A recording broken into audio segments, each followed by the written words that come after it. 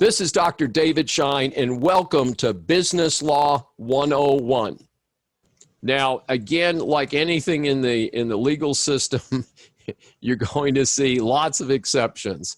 So if you've got something that is an oral modification, it may be acceptable to have that. However, again, as I mentioned, many times the boilerplate includes a specific statement that says that you cannot modify this except in writing.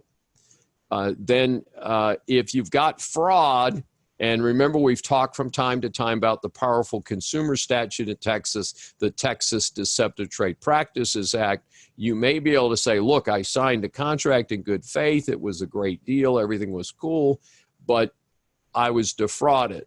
Now, and if you think about it, this is something that's very important in the law, because say that you have had a company come out to your house and say, well, we're going to give you all new high efficiency windows.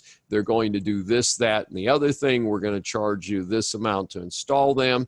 And you take out a home equity loan to pay for all your new windows and all that. And they put in some real junk that does not hold up and falls apart and all that.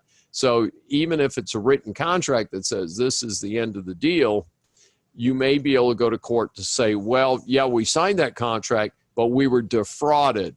And these folks did not deliver the type and quality of window that they represented to us in writing. And therefore, we can introduce testimony from experts. Often the contractor who comes in to replace the defective windows and install better windows will be your witness to say the first people did a lousy job or installed poor quality windows. Certainly, if there is a mutual mistake, remember we talked about that already in this module, and that can be a change in the contract.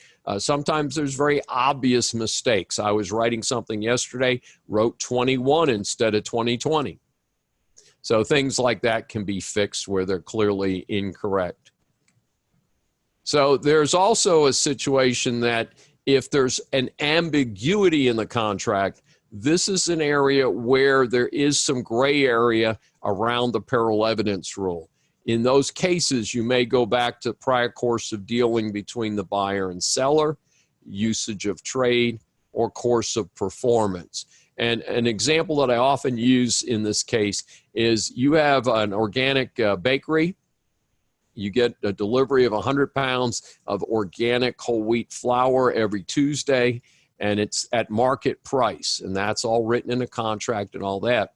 But you run into a situation where there's no definition on what's supposed to be delivered next Tuesday. Well, you can look at the course of dealing and say, well, if we've gotten 100 pounds of whole wheat organic flour every Tuesday for the last year and a half, that's what should be delivered next Tuesday, even if the contract is not clear on that. So it's something to keep in mind. But again, strong preference for having written contracts and having written modifications so that we don't back into having disputes that we can avoid.